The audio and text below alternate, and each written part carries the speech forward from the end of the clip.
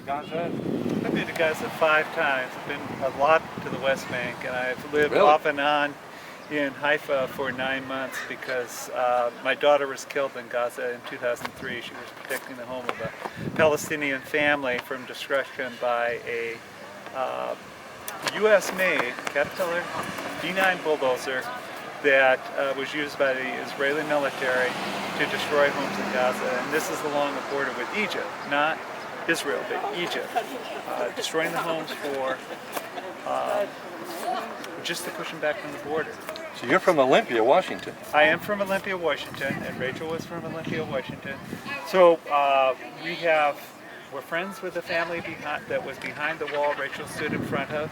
There were 2 brothers that owned a house there. There were 5 children in this house, along with 4 adults, 2 families.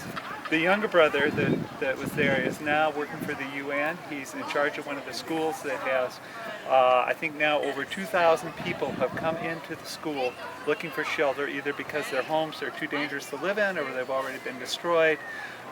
This week we're working with people trying, based on our friend Khaled's handshake and our foundation, the Rachel Corrie Foundation's promise to pay people later, he found just sanitary supplies because he said with 2,000 people in these schools, they've been there for over 3 weeks now, or at least over 2 weeks, it's just the stench is unbearable. So just sanitary supplies. He went out and found out that still in Gaza you could purchase sanitary napkins, Pampers, toothpaste, soap, towels. This is the sort of thing he was trying to look for, and but he had no money.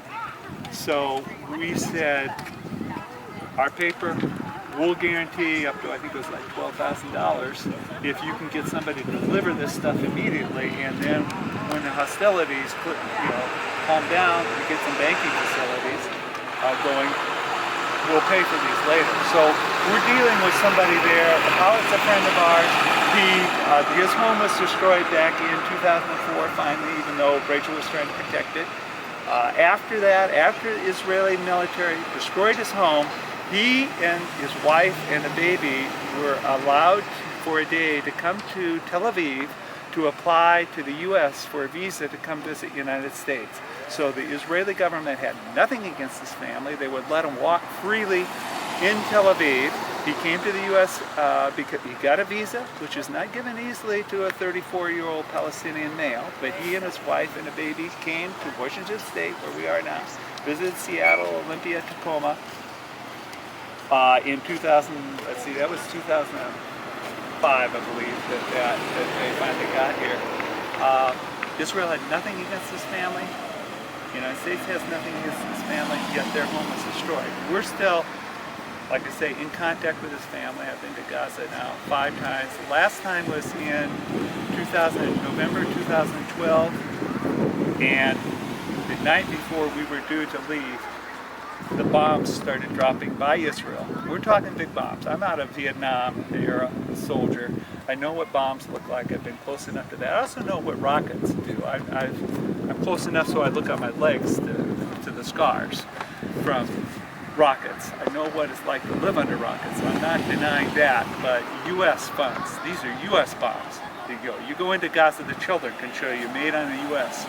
on the ammunition that land on. Yes, I know about the rubber bullets that you talked about. I have a friend whose 10-year-old daughter was shot in the back of the head in the West Bank by Border Patrol. She was walking home from school, shot in the back of the head. She was pronounced dead 3 days later. Her father joins with another friend whose 14-year-old daughter, this is a Jewish Israeli friend, 14-year-old daughter was killed in a bombing in Jerusalem in the mid-90s. Those 2 fathers join together and go around to Israeli high schools talking to the seniors there so that the boys will have met an Arab before they start going either into Gaza or the West Bank as soldiers, And so 2 fathers, both of whom lost young women, little girls, working for peace in that way, together, close friends. And just about 6-8 weeks ago, we were having dinner with these 2 families and our own family just outside of Jerusalem. So I'm terribly concerned right now about the carnage that the U.S. is funding in Israel. It's incredibly imbalanced. It's not to take away from some rockets fired out of Gaza, but the rockets really started after Israel started attacking Hamas holdings in the West Bank. And that sort of pressure that the U.S. and Israel applies on Hamas is driving it farther to the right rather than the center. For years, Hamas has offered a ceasefire. We've talked to some political people out of Hamas. They say, we want a 20-year ceasefire. Said at the end of 20 years, the people, our children, will not have been fighting. They can then negotiate with people that have not been enemies for all that time, and we can negotiate how we're going to settle. We hear all the time that Hamas wants to destroy Israel, and these people say, we know Israel exists. It's not going anywhere. We want them to stop occupying what they took after '67. That's what I hear. And so that's been out there on the table. America doesn't know that. We continue to fund this other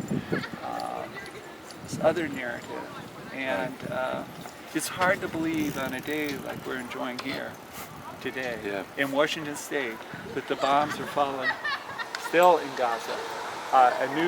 And we've got the USS Nimitz right out there. One of the biggest warships in the world, docked at Indian Island. Oh yeah. Yeah, and it's 3 football fields long, plus about 150 feet. And I mean, this is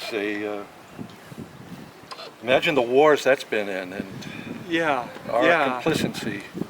It's sad because I think as most Americans we believe, our government was formed, our country was formed because we hold these things to be self-evident, that all men are created equal, endowed by the Creator with certain inalienable rights. And these are freedom, with life, liberty, and the pursuit of happiness. Exactly. I edited that a little bit because I blew it. But that's what we're supposed to believe. And while we've not been good in acting upon that, or me even in stating that, it's still incredibly important. It's the best. It's the best that the United States can do. We should try to live up to the best that we've ever done, not that we're